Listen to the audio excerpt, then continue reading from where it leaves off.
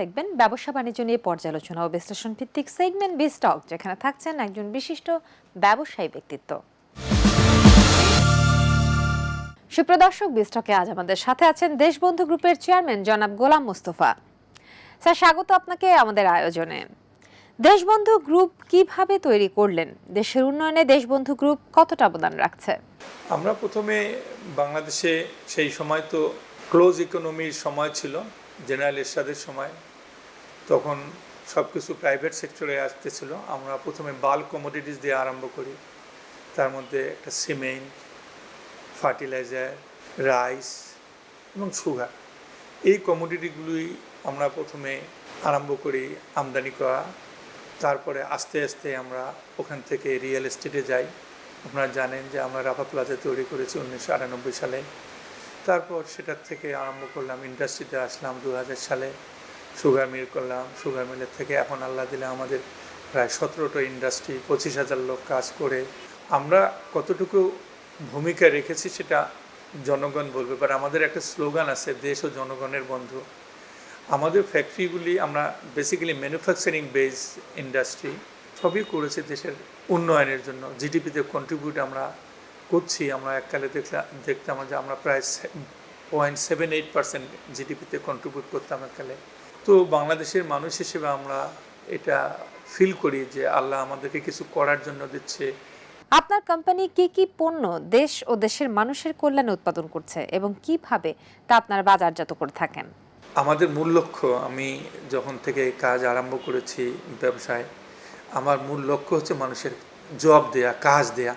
সকালবেলা ঘুম থেকে উঠেই মনে করি আমি যদি কটা লোকের চাকরি দিতে পারি, কটা লোকের কাজ দিতে পারবো। পৃথিবীর প্রায় 40টা দেশে এক্সপোর্ট করি এই মুহূর্তে আমরা। আমি কিছুদিন আগে মালয়েশিয়া গেছিলাম।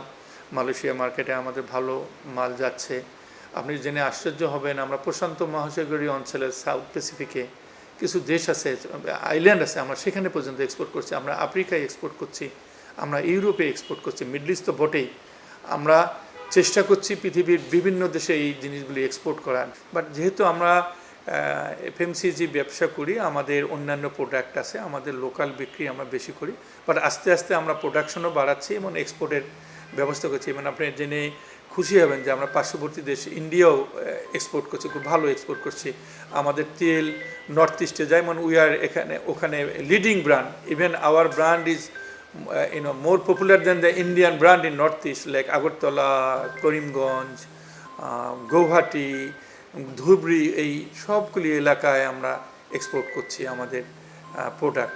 দেশবন্ধু গ্রুপের মাধ্যমে প্রত্যক্ষ এবং পরোক্ষভাবে কত লোকের কর্মসংস্থান হয়েছে? কোন কোন দেশে আপনারা পণ্য রপ্তানি করছেন? থার্ড ওয়ার্ল্ড কান্ট্রিতে বা বাংলাদেশের মতো একটা দেশে এতগুলো ফ্যাক্টরি চালানো আমার একার পক্ষে বা আমার ভাইয়ের পক্ষে বা আমার একার সিওর পক্ষে বা আমার ম্যানেজমেন্টের পক্ষে সম্ভব না। আমরা হাজার হাজার লোক, তারা অনেকেই সহযোগিতা করে। আমাদের সমস্যা, সবথেকে বড় সমস্যা হচ্ছে বাংলাদেশে ব্যাংকের উদ্দেশ্য হচ্ছে সম্ভবত প্রফিট করা।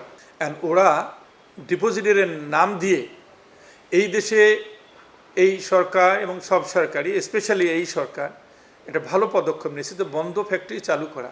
আর ব্যাংকগুলির মুখ্য উদ্দেশ্য মনে হচ্ছে যে চালু ফ্যাক্টরি বন্ধ করা। এদের লালাবাবুর মতো এদের ইন্টারেস্ট ছাড়া আর অন্য কিছু না।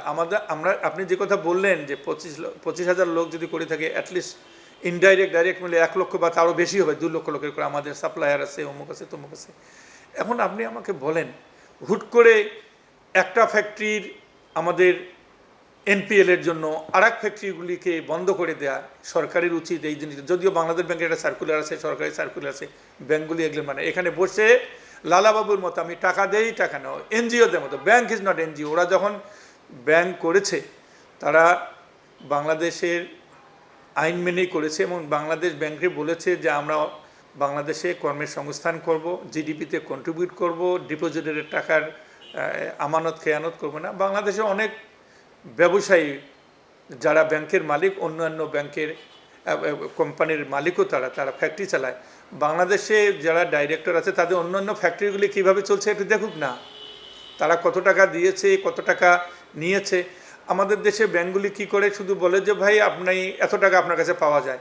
আমরা প্রায় আমাদের 8-10টা ব্যাংকে বলেছি ভাই আমরা কত টাকা নিয়েছি, কত টাকা দিয়েছি, ইন্টারেস্ট কত পার্সেন্ট, আমরা কত ডলারে লস করেছি। আমরা 550 কোটি টাকা শুধু ডলারের এগেন্সে টাকার ক্ষতির সম্মুখীন হয়েছে। বাংলাদেশ ব্যাংক বলেছিল 8 বছরের লোনে এটা দিয়ে দেবে, আমাদেরকে দেয়নি।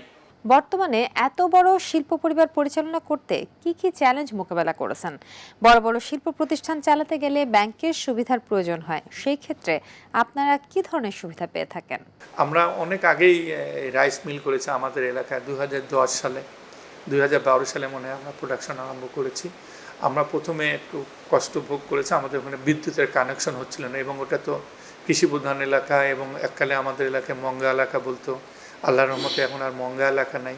আমরা ধানের চারা দিয়েছি। আমরা এখন চিন্তা করছি আমাদেরকে যদি সরকার একটু সাহায্য করতো, ব্যাংকগুলিকে যদি টাকা দিত, তাহলে আমাদের গ্রামের কৃষকদেরকে আমরা এখানে সাহায্য করতে পারতাম।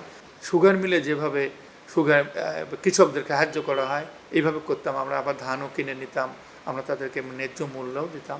এখানে আমাদের দেশে ব্যাংকগুলিকে সরকারকে আসলে ভালো হতো। আপনি জানেন যে আমাদের এলাকা আসলে কর্মসংস্থানের জন্য সব থেকে জরুরি যে জিনিস সেটা ইন্ডাস্ট্রি। আমরা গ্রামে ইন্ডাস্ট্রি করেছি, যেভাবে বললাম আমাদের ইন্ডাস্ট্রিগুলি একদম প্রত্যন্ত গ্রাম এলাকায়। আমরা কৃষকদের সন্তানই কিন্তু বাংলাদেশে এখন অনেক কিছু করছে, তারা স্কুল কলেজে যাচ্ছে, ইউনিভার্সিটিতে যাচ্ছে, বাট তারা কাজের জন্য আসছে। ইন্ডাস্ট্রি ছাড়া কাজ করা সম্ভব না। আমাদেরকে কৃষকদেরকে সাহায্য করা মানেই দেশের অর্থনীতিকে সাহায্য করা। আসলে একটা কথা বলতে আগে, কৃষক বাঁচলে দেশ বাঁচবে। আমরা সেটার জন্য চেষ্টা করছি, এবং ভবিষ্যতে আমরা আরও কয়েকটা ফ্যাক্টরি করার চেষ্টা করছি বিভিন্ন জায়গায় দেশে। দুটাতে হবে, এখানে কৃষকরা ন্যায্য মূল্যে ধানের দাম পাবে, আর ভোক্তারাও ন্যায্য মূল্যে চাল পাবে। মধ্যস্বত্ব ভোগীদের যে মধ্যখানে যে অবস্থানটা সেটা কমে যাবে। অসংখ্য ধন্যবাদ আমাদেরকে সময় দেওয়ার জন্য। এই ছিল আজকের আয়োজন। অসংখ্য ধন্যবাদ আপনাদেরকেও জানাই এতক্ষণ আমাদের সাথে থাকার জন্য। দেখছিলেন Pubali bank PLC business point, সাথে ছিলাম আমি তাসনুভা মোহনা। সুপ্রিয় দর্শক, সামনের সপ্তাহে নতুন নতুন ব্যবসায়িক খবরাখবর নিয়ে আবারও দেখা হবে এটিএন বাংলার পর্দায়। সে পর্যন্ত সকলে সুস্থতা কামনা করে বিদায় নিচ্ছি। আল্লাহ হাফেজ।